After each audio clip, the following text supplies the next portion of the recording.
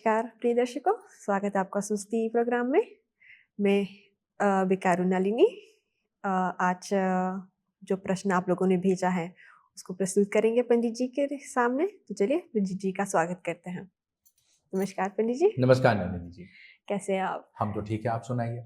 बिल्कुल बढ़िया पंडित जी, बहुत सारे प्रश्न मिले हैं तो चलिए उसी से स्टार्ट करते आ गए, हैं। आपका जो है झोली भर गई। बहुत सारे प्रश्न हैं पंडित जी, एक होता तो शायद सोचती पर चलो। बहुत सारे हैं। तो स्टार्ट करते हैं पहले से।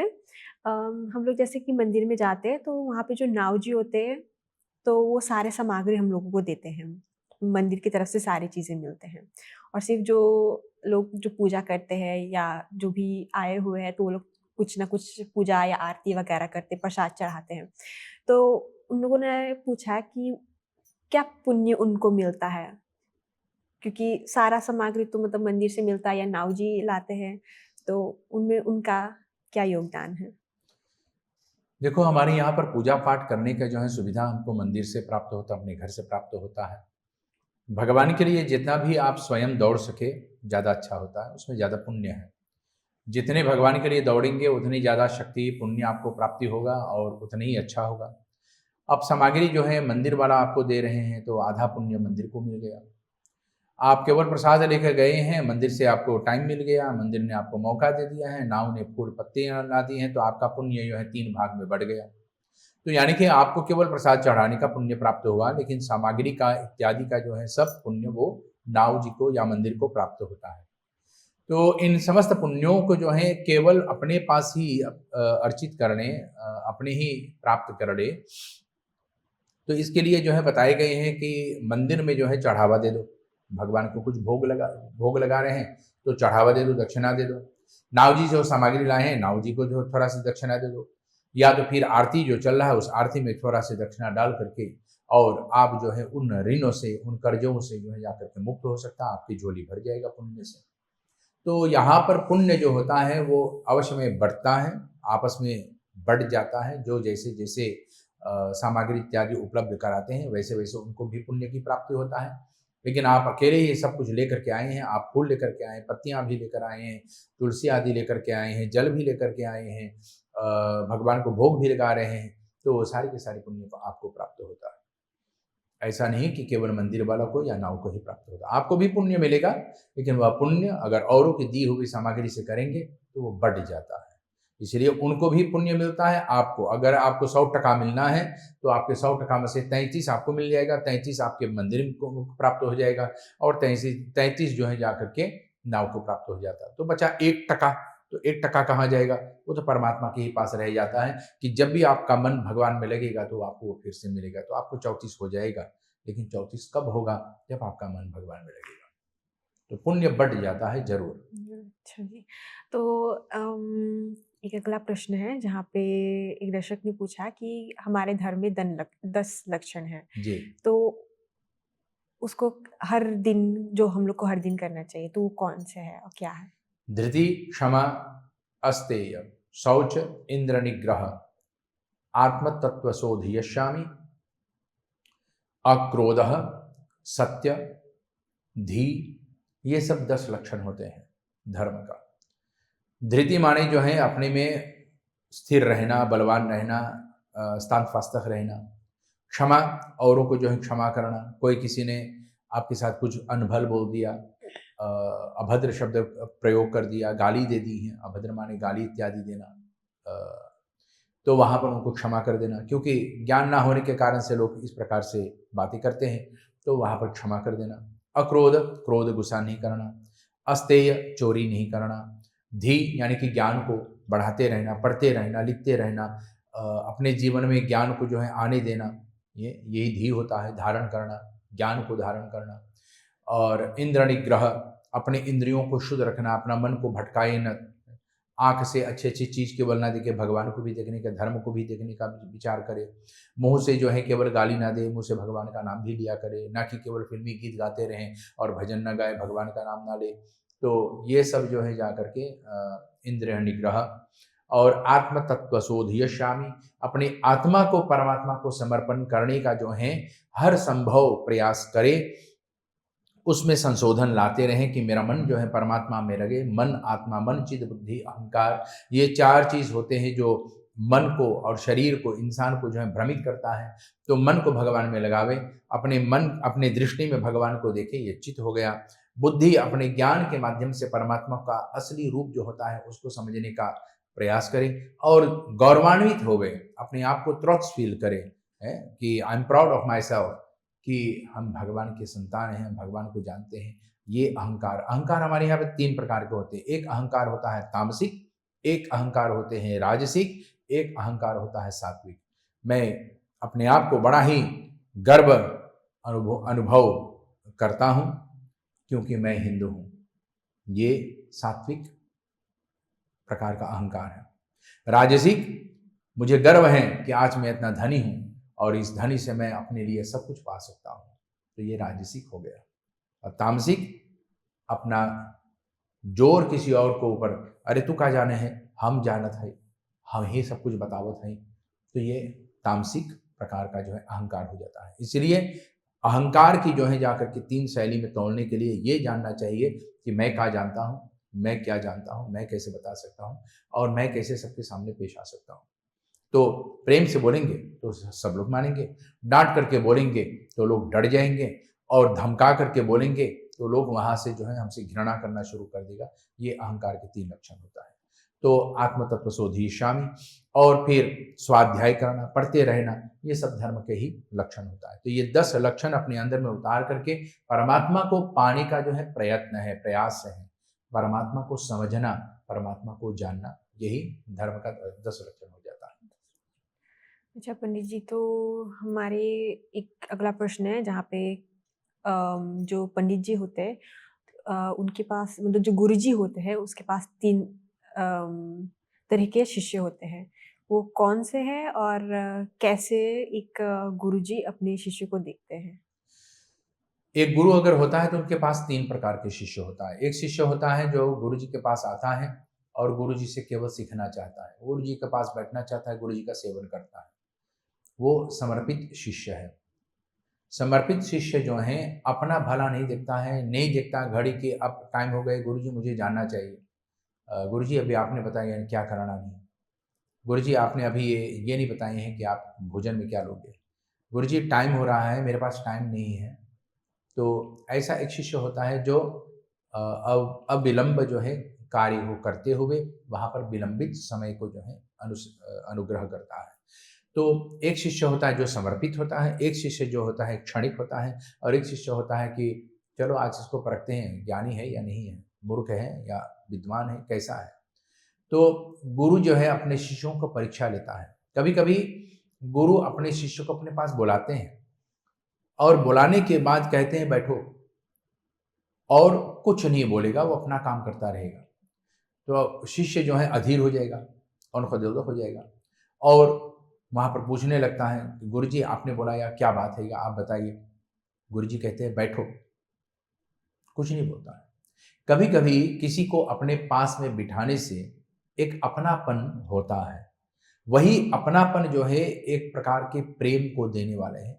जो शांत रहता है समझ जाता है, जो पूछता रहता है उसको समझ नहीं पाता है। इसलिए जब तक गुरु बोले ना तब तक हिले ना, और जब तक गुरु मेहरबान तो शिष्य चेला पहलवान। तो अगर गुरु जी ने आपको बोल दिया कि ऐसा करना तो आप उसको गुरु आज्ञा समझ करके उसको करें। तो जो 3 होते हैं, तो एक समर्पित होता है, एक अपने ही फायदे में देखता है तो उसको कहते हैं आत्मा और आत्मनिग्रह, और तीसरा जो होता है वो तो क्षणिक होता है, वो मतलबी होता है। तो गुरु अपने शिष्य को कैसे देखता है, सबको एक बराबर देखता है, भले वो समर्पित वाला है, बिल्कुल शांत भाव वाला है, या एक जो है मतलब वाला होता है, या एक होता है जो गुरु जी को तौलता है। तीनों के बराबर गुरु जी देखते हैं, तीनों को बराबर देखेगा। जैसे सूर्य की किरण है तो ये नहीं कहेगा कि यहाँ पर झूरा है, वहाँ पर मुर्दा है, वहाँ पर सड़ा हुआ, वहाँ पर विष्टा है, टट्टी आदि है, तो वहाँ पर हमको अपना किरण नहीं पहुँचाना चाहिए। सूर्य की किरण हर जगह पे जाता है, लेकिन फिर भी वो सूर्य पवित्र रहता है। गुरु अपने समस्त शिष्यों को एक बराबर देखेगा, लेकिन गुरु कभी किसी से नहीं कहेगा कि तू मुझे सबसे ज्यादा प्रिय है। गुरु कभी नहीं बोलेगा, क्योंकि गुरु किसी में भेद नहीं करता है, सबको एक समान जानता है। जैसे एक माता पिता, भले एक बच्चा से ज़्यादा लगाव हो, लेकिन उसको दर्शाएगा नहीं कि तू मेरे सबसे प्रिय हो। माँ जो है अपने बेटी से कहेगी कि तुम मुझे सबसे प्रिय हो, दूसरी बेटी से भी वही बोलेगी तुम मुझे सबसे प्रिय हो। दोनों बहनें आपस में बोलना शुरू कर देगा कि माँ ने मुझे बोला कि मैं ही सबसे प्रिय हूँ, वो दूसरा बोलेगा नहीं माँ मुझसे बोला कि मैं सबसे प्रिय हूँ। तो दोनों में आपस में बहस होना शुरू हो जाएगा। दोनों माँ के पास जाएगा और माँ से पूछेगा माँ तो किसको सबसे ज़्यादा चाहोगे? तो माँ कहते हैं मेरी 2 हाथ है, ले लो, कौन से हाथ लेना चाहोगे? आप ये हाथ खींचोगे तो मैं इस संसार की सेवा नहीं कर पाऊंगा, आप ये हाथ खींचोगे तो मैं आपकी जो है सेवा नहीं कर पाऊंगा, मैं कुछ नहीं कर पाऊंगा। मेरे दोनों हाथ हैं तो मेरा जीवन है, मेरा जीवन चल रहा है। मेरे दोनों बच्चे हैं तो मेरा जीवन सुखी है, संतान सुखी रहेगा, मैं भी सुखी रहूंगा। ठीक इसी प्रकार से माँ जिस प्रकार से अपने आप को नहीं बांटती हैं, बच्चों को भी नहीं बांटते हैं, यही गुरु का जो परंपरा है। माँ से संसार में गुरु का पहचान होता है, इसलिए सबसे पहला गुरु जो है माँ होता है। बाद में जो है हमको शिक्षा आदि देने वाले पिता होता है, और उसके बाद जो है जिन्होंने हमें धर्म का लक्षण सिखाया वह सतगुरु होता है। और एक गुरु होता है जो सबका गुरु होता है, वो सन्यासी होता है, और सन्यासी संसार में सबका गुरु होता है। तो सन्यासी की बात को जो है हमेशा मानना चाहिए। ज्ञान वाला रोटी कमाने वाला जो गुरु होते हैं तो हमको सिखाता है कैसे रोटी कमाना चाहिए, लेकिन माता पिता हमको संसार में खड़ा होना, आपस में बात करना, आपस में प्रेम करना, यही सिखाते हैं।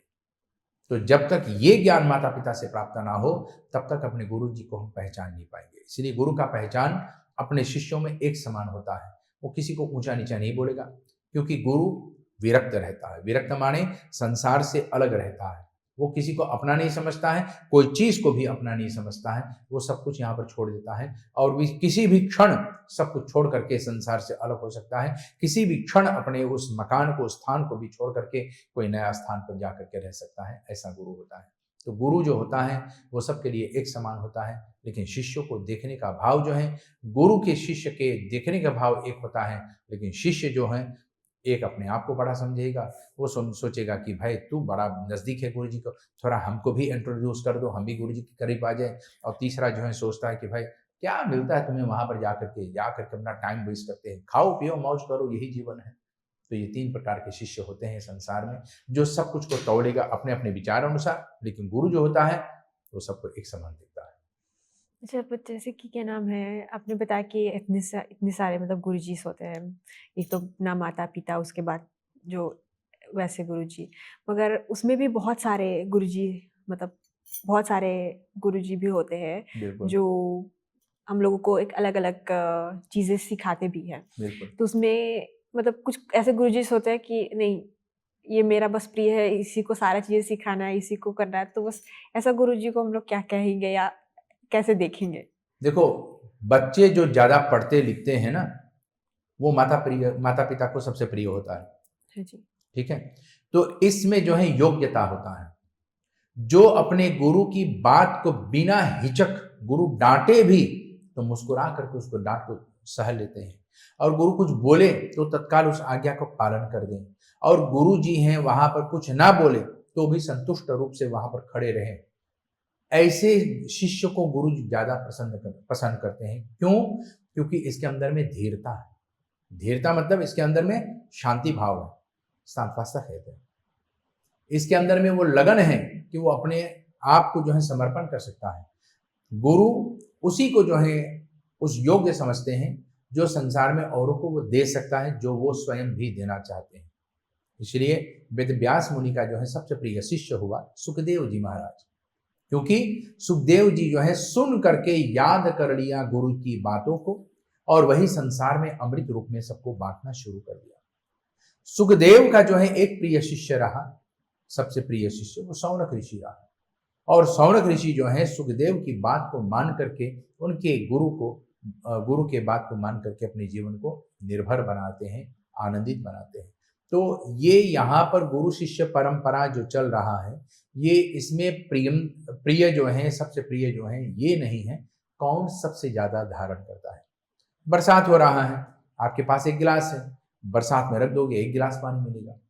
दूसरे के पास बाल्टी है, वो बाल्टी रखेगा, उसको बाल्टी भर पानी मिलेगा और ज्यादा पानी मिलेगा। तीसरे ने सोचा भाई मैं बाल्टी नहीं रखा, मैं पूरा टन ही रख देता हूं, और उसको जो है एक पूरा टन जो है जा करके पानी मिलता है। पात्रता किसके अंदर में कितना है, कितना सहन शक्ति किसके अंदर में है। कोई थोड़ा से पानी सहेगा, कोई ज्यादा पानी सहेगा, कोई उससे ज्यादा पानी सहेगा। या तो वो समुद्र होगा जो कहते कि भैया भाई आने दो, जिसको भी आना है जितना भी आने दो, मैं अपने अंदर में समेट लूंगा। तो शिष्य को समुद्र समान बनना चाहिए, जो गुरु जैसे बरसात को अपने अंदर में समेट सके। ऐसा शिष्य को होना चाहिए, तब जाकर के जीवन का जो है असली महत्व सामने आता है। ये गुरु और शिष्य की परंपरा है। बहुत ही सुंदर, आपका एग्जाम्पल बहुत ही अच्छा था। तो एक अच्छा, चलते हैं अगले प्रश्न की ओर। ये एक इंडियन है साउथ इंडिया से, जो हॉलैंड में रहते हैं। उन्होंने प्रश्न किया है कि नवरात्रि में सिर्फ दुर्गा जी का पूजा क्यों होता है, दूसरे देवी मतलब देवीस का क्यों पूजा नहीं किया जाता है? देखो, हमारे यहाँ पर देवी देवताओं को अलग समझना जो है यही सबसे बड़ा भूल हो जाता है। जो राम है वही सीता है, जो राधा है वही कृष्ण है, जो शिव है वही पार्वती है, जो पार्वती वही शिव है। एकम सद विप्रा बहुधा वदन्ति। वो एक ही है, देखने में अलग है, अलग अलग रूप में है, लेकिन वो एक ही है। और यहाँ पर हम लोग कहते हैं कि नवरात्रि में केवल माता को जो है दुर्गा की ही पूजा किया जाता है। तो दुर्गा की जो के अनेक अनेक रूप होते हैं। अब अपने ही घर में देख लो, एक माँ होती है वही दुर्गा है, एक बेटी है वही गौरी है, उससे छोटी एक पुत्री है वो हमारे घर में जो है लक्ष्मी है, उससे छोटी भी एक पुत्री है वो हमारे घर में ना किसी के साथ कोई द्वेष रखता है। छोटे बच्चे जितने होते हैं ना, वो सबके गोद में चले जाते हैं, वही सरस्वती होती है, क्योंकि उसके अंदर में भेदभाव रखने का कोई भी ऐसा मतलब नहीं है। वो जिसने उसको बुला लिया वो उसके पास चले गए, जिसने प्रेम किया उसी के साथ बैठ गया। तो ये हमारे घर की जो है लक्षण है, ये 4 देवियां हैं, और ये चारों जो है जाकर के हमको जो है सदाचार, आचार, नियति और हमको जीवन में समर्पण सिखाती है, ये 4 चीज। तो सदाचार जो है माँ पार्वती के रूप में, कि भाई सबके साथ बराबर प्रेम करो, सबके ऊपर दया करो। और फिर उसके बाद आती है गौरी, और गौरी का काम है जो सबको आनंदित करना। बड़ी बेटी जो है घर में जो होती है तो माँ की सहायता करती है, और माँ की सहायता करते हुए वो सबको एक समान प्रेम करती हैं, सबको परिवार की, जैसे माँ परिवार को जुटाए रखते हैं, ठीक उसी प्रकार से बड़ी बेटी जो है माँ की आधार से सीखती है कि परिवार को, अपने घर के लोगों को कैसे मैं आपस में समेट कर रखूं। भाई बहन में आपस में थोड़ा से खींचातानी हो जाए तो बड़ी बहन का काम होते हैं दोनों को समझा करके और आपस में प्रेम कराना, सुलह कराना, वहां पर एक हो जाए, ऐसा उसका वो गौरी होता है। गौरी मतलब होता है कि केवल रूप से नहीं, अपने विचार से भी जो शुद्ध है, पवित्र है, गोरा रंग की होती है, वही गौरी होता है। गौर माने कपूर जैसा, गौर माने सुंदर होना। तो बुद्धि से सुंदर इस संसार में कोई चीज नहीं है। तो वो व्यक्ति पूछ रहे हैं कि केवल दुर्गा की ही पूजा क्यों कर रहे हैं, तो यहाँ पर दुर्गा केवल नहीं है, दुर्गा की शक्तियों के पूजन करते हैं, सौंदर्य के पूजन करते हैं, धरती प्रकृति के पूजन करते हैं, प्रकृति वातावरण हमारी वनस्पतियां जो है, पेड़ पौधे हैं, इनकी भी पूजन होते हैं। इसलिए नवरात्र में पेड़ को नहीं काटते हैं, नवरात्र में जो है अपने घर में जो है एकता बनाए रखते हैं। नवरात्रि में जो है अपनी बहन बेटियों को, अपने बड़ों का जो है आदर करते हैं, प्रेम करते हैं। नवरात्रि में जो है विशेष करके अपने वृद्धों का, जो बड़े हैं बुजुर्ग हैं, उनका जो है आदर सत्कार करते हैं। और नवरात्रि में विशेष करके महादेव को पाने के लिए प्रयास करते हैं। तो गौरी का जो है नवरात्रि में जो गौरी ने किए हैं, वो पार्वती बन करके शिव को पाना चाहा, सरस्वती बन करके शिव को भजे, लक्ष्मी बन करके शिव जी को समर्पण किए, गौरी बन करके अपने आप को समर्पण कर दिया, और पार्वती बन करके शिव को पा लिया। यही तो नवरात्रि है। नवरात्रि में जो है शिव से और शक्ति को एक करने का साधन होता है, यही हमारे आपका लक्षण होता है। अगर ये हम समेट लिया, ये हम जान लिया, तो हमारी नवरात्रि जो है कभी देवी के लिए नहीं, पूरे ब्रह्मांड के लिए हो जाता है। मुझे लगता है कि जो हमारे दर्शक है वो थोड़ा सा कंफ्यूज हो गए थे, क्योंकि हम लोग दुर्गा जी का पूजा ऐसे करते हैं क्योंकि उसमें सारे देवी देखते हैं उसमें। शायद मुझे लगता है उसी में थोड़ा सा हो सकता है उसके अंदर में ये कंफ्यूजन हो गया कि हाँ नवरात्रि जी। को समझ करके सोचते हैं केवल नवरात्रि है, दुर्गा जी के हैं। हाँ जी। लेकिन नवरात्रि होता है कि अपने अंदर में, अपने अंधेरे को, अपने अंदर में जो अंधेरा है उसको झांक करके उसको बाहर निकालना, और अपने अंदर में आत्मा और शिव यानी कि शिव और पार्वती को समझना, आत्मा जो शिव है और शक्ति जो है वो पार्वती है, इन दोनों को मिलाने का प्रयास करना, यही नवरात्रि का जो लक्षण होता है। जी, जी। तो हम चलते हैं अगले प्रश्न की ओर। पंडित जी, हमारे दर्शकों ने एक और प्रश्न किया है कि वो लोग हर दिन घर पे भी पूजा करते हैं, मगर जो हमारे ये माता जी है, वो थोड़ा सा बिजी हो जाते हैं अपने बच्चों के साथ, तो हर दिन पूजा नहीं कर पाते हैं घर पर। तो वो पूछते हैं कि मैं हर दिन नहीं कर पाती हूँ, कुछ उसमें कुछ बुरा थोड़ी थोड़ी है कि वो नहीं कर पाती है इस चीज के कारण से। देखो, हमारे यहाँ पर रहने के, जीवन बिताने के लिए आश्रम 4 बताए गए: ब्रह्मचर्य, गृहस्थी, वानप्रस्थी, संन्यास। ये 4 आश्रम होता है। ब्रह्मचर्य होते हैं बच्चों के लिए 0 से पैदाइश से 25 वर्ष तक कि वो पढ़े लिखे। दूसरा होता है गृहस्थी, जो माता की परिस्थिति आ गई। गृहस्थी माने पति पत्नी बच्चों, इनको संभालना, घर गृहस्थी को देखना, ये गृहस्थ आश्रम हो गया। फिर उसके बाद आता है वानप्रस्थ। वानप्रस्थ माने सब कुछ सौंप दो, धीरे धीरे उनको सिखा दो। अब बेटी बड़े हो रहे हैं, बेटे बड़े हो रहे हैं, तो बाप जो अपने बेटों को सिखाएगा कि घर को कैसे चलाना है, माँ अपनी बेटियों को सिखाएगा कि पकवान किस प्रकार से बनाना है, अपने आप को शुद्ध कैसे रखना है, घर के लोगों के अंदर में प्रेम कैसे रखना है, और बेटों को सिखाएगा कि सबको जो है रक्षा कैसे करना है। तो ये वानप्रस्थी होता है, धीरे धीरे सबको अपना अपना काम सौंप देना, बांट देना। फिर उसके बाद संन्यास आता है, बच्चों को जो है करने दो, मैं निश्चिंत हो जाऊं, निर्भर हो जाऊं, यही हमारे जो है लक्षण हो जाते हैं। ये 4 आश्रम हो गए हमारे जीवन में। अब माता जी की जो प्रश्न है कि मैं समय नहीं निकाल पा रहा हूं घर में पूजा पाठ करने के लिए, तो उसके लिए माता जी को चिंता नहीं करना है, क्योंकि पूजा पाठ करने का मतलब ये नहीं कि केवल भगवान के सामने बैठना और या केवल भगवान के लिए टाइम निकालना, अपने बच्चों को जो है परवरिश करना, ये तो गौरी का जो है रूप ही है। भगवान, संतान जो होते हैं भगवान का रूप होते हैं। अपने पति का सेवा करना, अपने पति के, अपने घर परिवार के सुख शांति के लिए जो काम मैं कर रहा हूँ, तो घर में मंगल रहे, शांति बना रहे, ये भी एक प्रकार का पूजन है। पकवान बना रहे हैं तो भोजन पानी, घर के काम काज करना, अपने घर को शुद्ध रखना, पवित्र रखना, इसमें जो है उसका जो है मंदिर का सेवा है।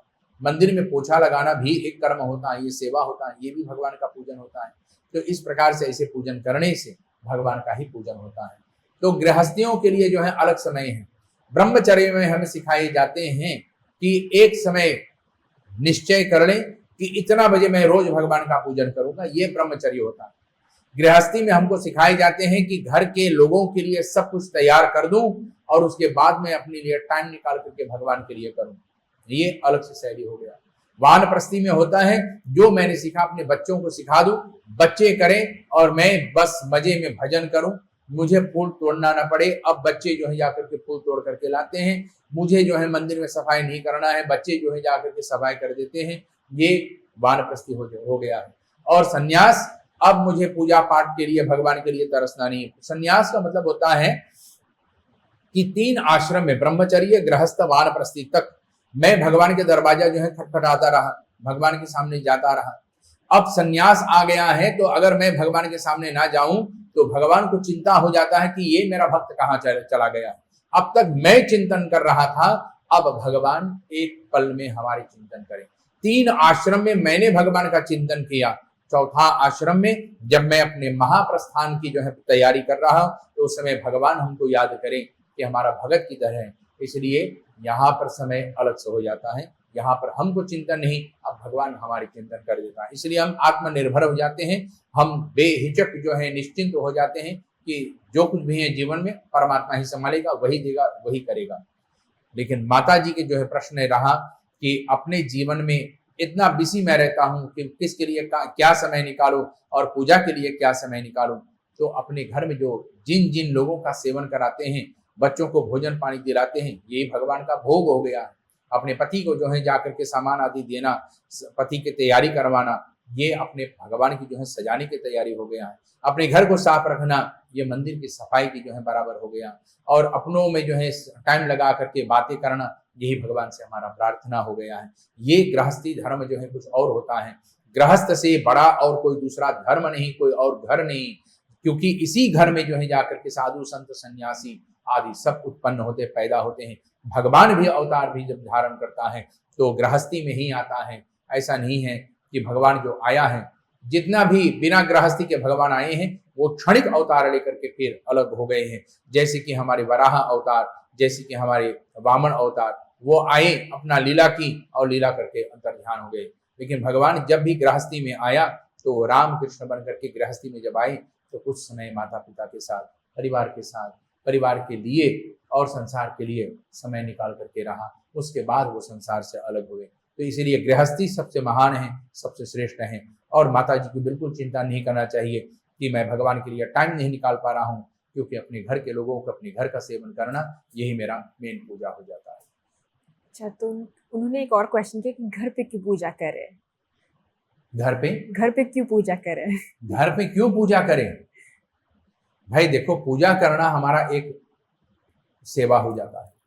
पूजा करने से कोई महान नहीं बनता है, लेकिन पूजा करने से हम दानी जरूर बनते हैं। क्योंकि पूजा का मतलब होता है देना, पूजा का मतलब होता है समर्पण करना, पूजा का मतलब है उसके चिंतन में जो है अपना मन को लगा देना, उसके लिए समर्पित हो जाना, यही पूजा होता है। तो पूजा का तात्पर्य होता है कि भगवान के लिए हम समर्पित हो जाए।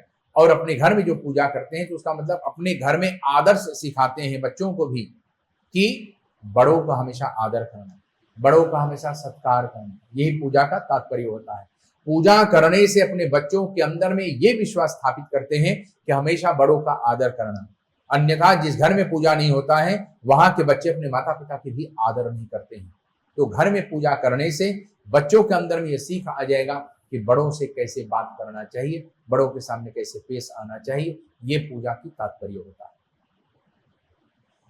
अच्छा जी, तो हम और एक और क्वेश्चन है हमारे इस समय पे राहु और मंगल का साल है, जहाँ पे बहुत सारे लड़ाई झगड़े हो रहे हैं पूरे दुनिया में। तो प्रश्न ये है कि वो लोग क्या कर सकते हैं अपनी फैमिली को बचाने के लिए ऐसे समय पे? भाई केवल फैमिली को बचाना नहीं चाहिए। जिसने भी ये प्रश्न किए हैं, आप केवल फैमिली को नहीं पूरी दुनिया को बचाने की कोशिश कीजिए। क्योंकि हमारे यहाँ पर प्रत्येक वर्ष जो होता है, हर वर्ष का अपना अपना नाम होता है। जैसे इस साल का जो है नाम, इस वर्ष का नाम है सिद्धार्थ संवत्सर, सिद्धार्थ।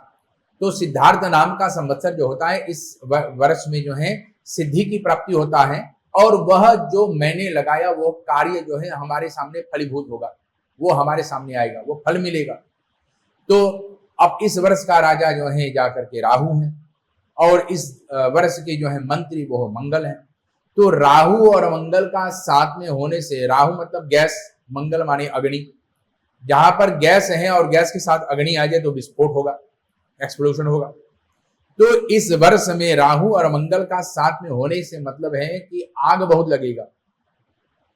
तो संसार में युद्ध, लड़ाई झगड़े, मारपीट, मारधार होगा। तो इनसे बचने के लिए हमें अपने अंदर में शांति लाना है। तो अभी आपने जो प्रश्न किए थे घर में पूजा क्यों करना चाहिए, तो ये एक इसका समाधान है कि अपने घर में पूजा करो, अपने घर में शांति बनाओ, अपने घर में प्रेम बनाओ, लोगों के लिए टाइम निकालो, अपने घर में टाइम निकालो, अपने घर में शांतिपूर्वक रहो।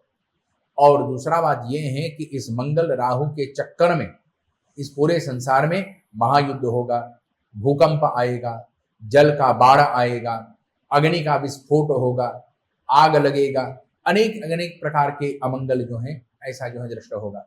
तो अपने परिवार को बचाने के लिए, आप अपने परिवार को सोच रहे हैं, हम तो सोच रहे पूरे ब्रह्मांड को बचाने के लिए, जिससे सब लोग बचे, सब लोग शांतिपूर्वक रहें। तो उसके लिए यह है कि आपस में प्रेम करें, शांति बनाए रखें और आपस पर विश्वास रखें, आत्मनिर्भर रहें, अपने आप पर विश्वास करें और औरों पे जो है जाकर के न केवल अपना ही होना स्थापित करें, धप्पा डालें, अपितु सबके सामने प्रेम के साथ आवे, प्रेम के साथ प्रस्तुत करें। यही हमारे जीवन का मेन लक्षण होना चाहिए।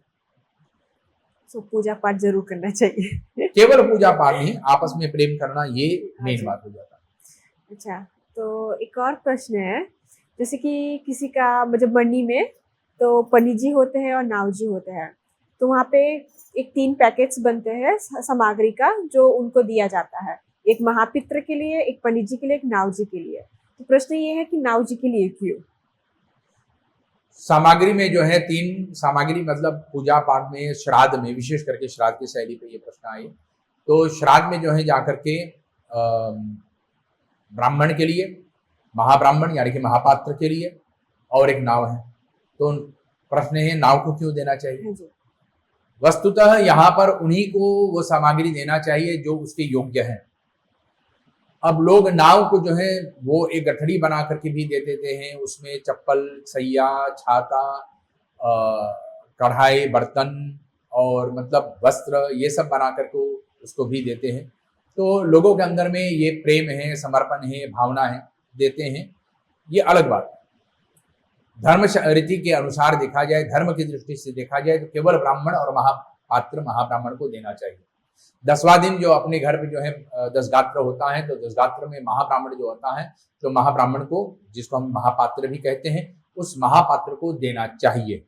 उसको देने से आत्मा को प्राप्त होता है। जो निधन आत्मा है, जो निधनात्मक है, उसको जो है जाकर के प्राप्त होता है। तो महापात्र को देने से आत्मा को शांति प्राप्त होता है। ब्राह्मण को देने से आत्मा को संतुष्टि की प्राप्ति होता है कि आत्मा जो है आत्मनिर्भर हो जाता है, संतुष्टि को प्राप्त होता है और देने से उनको आशीर्वाद की प्राप्ति होता है। यहाँ पर नाव को देने के लिए कोई ऐसा टिप्पणी नहीं है, नाव को देने की आवश्यकता नहीं है। जहां पर लोग कहते हैं मुझे नाव को भी देना चाहिए और नाव को दे रहे हैं, वो जबरदस्ती नहीं है, वो लोगों को आपस में आत्मविश्वास है, आत्मसमर्पण है और प्रेम भाव सोचते हैं कि उनको भी दे दूं, जबकि नाव को देने की आवश्यकता नहीं है। नाव जो होता है यहाँ पर वो पूजा में आपके लिए सामग्री जुटाता है, पूजा के स्थान की जो है तैयारी करता है, उसकी सेवा के, उसकी समर्पण के लिए एक लिफाफा आप उनको दे दो, जिससे उसका जो है संतुष्टि हो जाता है, उसका मेहनत का, उसकी सेवा का जो है आप फल दे रहे हैं। अब वहां पर लोग सोचते हैं कि भाई मैंने ब्राह्मण को दे दिया, मैंने महापात्र को दे दिया, तो नाव को भी देना चाहिए। नाव को देने की आवश्यकता नहीं है, लेकिन आज भी लोग देते हैं, तो उसका विश्वास, उसका प्रेम है, उसका आत्मबोध है, आत्मसमर्पण है, तो उसमें कोई भारीपन नहीं है। अगर आपने दे दिया, कोई उसमें जोर तोड़ नहीं है। लेकिन हाँ, अगर धर्मशास्त्र के आधार से देखा जाए तो नाव को देने की आवश्यकता नहीं, नाव को केवल दक्षिणा दे करके आप विदा कर सकते हैं।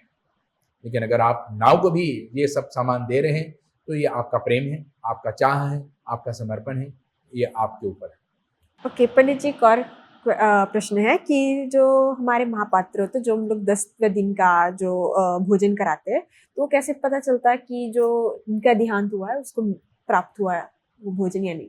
देखो, हमारे यहाँ पर महापात्र जो होता है, जब 10वां दिन श्राद्ध पर आता है और भोजन करता है, तो श्राद्ध में वो भोजन करता है, तो भोजन करने से पहले उस भोजन में जो है सामग्री आदि मिला करके सब भोजन को एक साथ में करके उसको 5 आहुति देगा अग्नि में।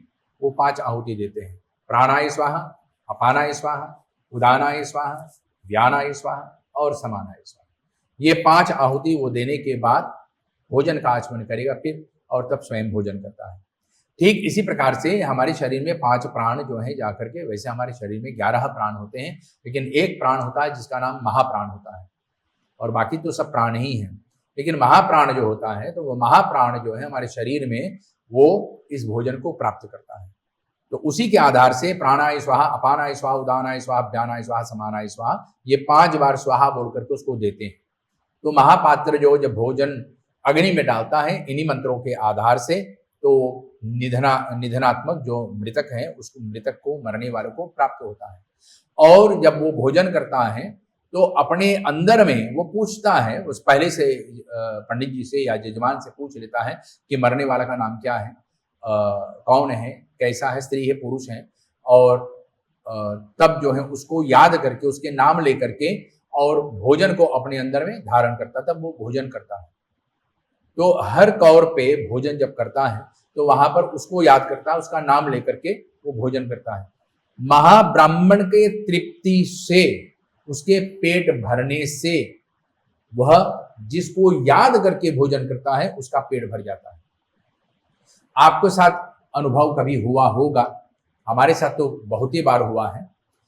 कभी आप सोच रहे हैं कि भूख लगा है, लेकिन अचानक में पेट भर जाता है कि भूख है ही नहीं, या आपने कुछ मीठा खाया ही नहीं, लेकिन अचानक मुंह में जो है जलेबी या मीठा की जो है स्वाद आ गई। ये सब कहां से कैसे होता है? तो कोई ना कोई हमारे पूर्वज, यानी कि मैं उनके लिए पूर्वज बन गया हूं, और हमारे पिछले जन्म के कोई रिश्तेदार होगा जो हमारे लिए तर्पण कर रहा है, हमारे लिए भोजन निकाल रहा है, या कोई ब्राह्मण हमारे नाम से भोजन कर रहा होगा, तब जाकर के हमको ये स्वाद भी अंदर में प्राप्त होता है, ये स्वाद हमको भी प्राप्त हो जाता है। अनायास जो है भूख भी मिट जाता है, ये इसका जो है फलीभूत होता है। तो जिस प्रकार से केवल याद करने से भूख मिट जाता है, ठीक इसी प्रकार से महापात्र के भोजन करने से वो आत्मा को वो भोजन की प्राप्ति हो जाता है। तो आत्मा जो है संतुष्ट हो जाता है इस प्रसाद से, इस भोजन से, महाब्राह्मण के द्वारा भोजन प्राप्त करने से। तो ये महाब्राह्मण के द्वारा जो भोजन होता है, इससे मृतक को जो है जाकर के संतुष्टि, भूख, प्यास, क्षुधा और पिपासा से जो है तृप्ति प्राप्त होता है। तो जो जैसे आपने अभी बताया कि हम लोग ब्राह्मण को भी सामग्री देते हैं, कुशन, चप्पल वगैरह, तो हम लोग कैसे जानते कि वो भी जो हमारे देहांत हो गए जिस पर्सन का, उसको कैसे प्राप्त होता है वो सारी चीजें? देखिए, आपके मोबाइल में जो है पिक्चर है, ठीक है, आपने वो पिक्चर हमको फॉरवर्ड कर दिया, ओरिजिनल तो आपके पास, कॉपी हमारे पास आ गया। आपके पास फैक्स मशीन है, फैक्स मशीन के माध्यम से आपने जो है एक पेपर को स्कैन करके भेज दिया, ओरिजिनल आपके पास है, एक कॉपी हमारे पास आ गया। मंत्रों में इतना शक्ति है कि जो मन के तार को छेड़ करके और परमात्मा तक, उस व्यक्ति तक पहुंचा दे, तो ये मंत्र की शक्ति होता है। इसलिए जो भी सामान हम देते हैं, बिना संकल्प कोई भी सामान नहीं दिया जाए तो वो कभी प्राप्त नहीं होता है। ना आपको दान देने से पुण्य की प्राप्ति होगा और ना ही उस व्यक्ति को भी प्राप्त होगा। इसलिए वहां पर उसका नाम लेते हैं। तो नाम के आधार से संकल्पित करते हैं, अमुक नाम, अमुक गोत्र, अमुक क्रियाकर्ता, अद्य अमुक सय्यापद आदि, वहां पर जो कुछ भी दान दे रहा है, तुभ्योहम संप्रददे, अमुक नामनी ब्राह्मणाय तुभ्योहम संप्रददे, तो वहां पर उस ब्राह्मण का नाम लेकर के उसको देते हैं। किसके लिए? जिसके लिए मैंने याद किया। किसको दे रहे हैं? जिस ब्राह्मण के मैंने नाम लिया। कौन दे रहा है? मैं दे रहा हूं। किसके निमित्त? जो अमुक प्रेत, अमुक आत्मा, अमुक पित्र इत्यादि जो नाम लेता हूं, उसके नाम से मैं दान कर रहा हूं। तो यहाँ पर पितृ के लिए मैं दान करता हूं। कौन सा गोत्र है? कश्यप है या अलग से गोत्र है, कोई भी नाम वहां पर गोत्र का नाम उच्चारण करके, तो वहां पर कश्यप गोत्रस्य अमुक नाम ही पितुर श्राद्ध करता हम, अमुक नामनी ब्राह्मण पितृ मोक्षार्थे सय्यापद आदि सब कुछ वहां पर नाम लेकर के तुभ्यो हम संप्रददे, मैं आपको देता हूं, इसको आप ग्रहण करें। और इस मंत्र के आधार से जिस तरह से आपने कॉपी मेरे पास भेजे हैं, उसका ठीक एक कॉपी उस आत्मा के पास पहुंच जाता है, तब जाकर के प्राप्त होता है। अब लोगों के अंदर में ये विश्वास होता है कि मैं केवल नाम से ही बोल दूं, मुझे देने की आवश्यकता नहीं है, मैं फोटो क्यों बताऊं, क्यों भेजूं। मैं बोल दिया कि पंडित जी मैं चप्पल देना चाहता हूं, एक चप्पल के लिए संकल्प कर दो। तो आप जो बोल रहे हैं देने के लिए और ना दें, वो आपके ऊपर कर्जा बन जाता है। तो अक्सर आप देखेंगे कि आपने बोल दिया कि भाई पंडित जी मैं चप्पल दान देना चाहता हूं, चप्पल के लिए मैंने 5 चौनी रख दिया है, आप संकल्प कर दो। तो 5 चौनी में कौन सा चप्पल आप खरीद सकोगे? तो एक बात हो गई। तो यहाँ पर थोड़ा सा कर्जा हो जाता है। तो यथावत उसकी जो है दक्षिणा रख करके वो भी आप दान कर सकते हैं, जितना में वो प्राप्त हो जाए। तो उसी के आधार से वहां पर दक्षिणा आप रखिए और दान कीजिए। तो जो आप बोल रहे हैं वही आप दें। और अगर आप बोल करके ना देते हैं तो आपका चप्पल टूटेगा, आपका गाड़ी टूटेगा, आपका जो है चादर फटेगा, आपका बिस्तर टूटेगा, आपका जो है कढ़ाई जो है टूट टूट करके या काला हो जाएगा, फिर आपको फेंकना पड़ जाएगा, नुकसान आप ही का होगा। और लोग जो है अपने घर में इस प्रकार से नुकसान दे करके सोचते हैं कि पंडित जी हमारा घर में जो हमारा कार्य ठीक से नहीं किया, इसलिए हमको इतना क्षति, इतना हानि हो रहा है। लेकिन आपने जो बोला वो आपने दिया, ये मेन बात हो जाता है। यथा संकल्प कृत्य कर्मणार्थ तस्यम चम दानार्थम चम यद भवे। जो आपने संकल्प में बोला वही आपको संकल्प में भी दान करना चाहिए, तब जाकर के आत्मा को प्राप्त होता है।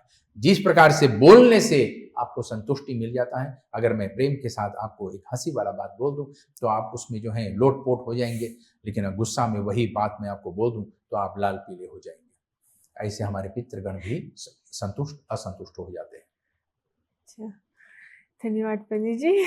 इसी के साथ हम आपसे विदा लेंगे क्योंकि समय हो गया है, और फिर मिलते हैं अगले एपिसोड में और सारे प्रश्नों के साथ दर्शकों के।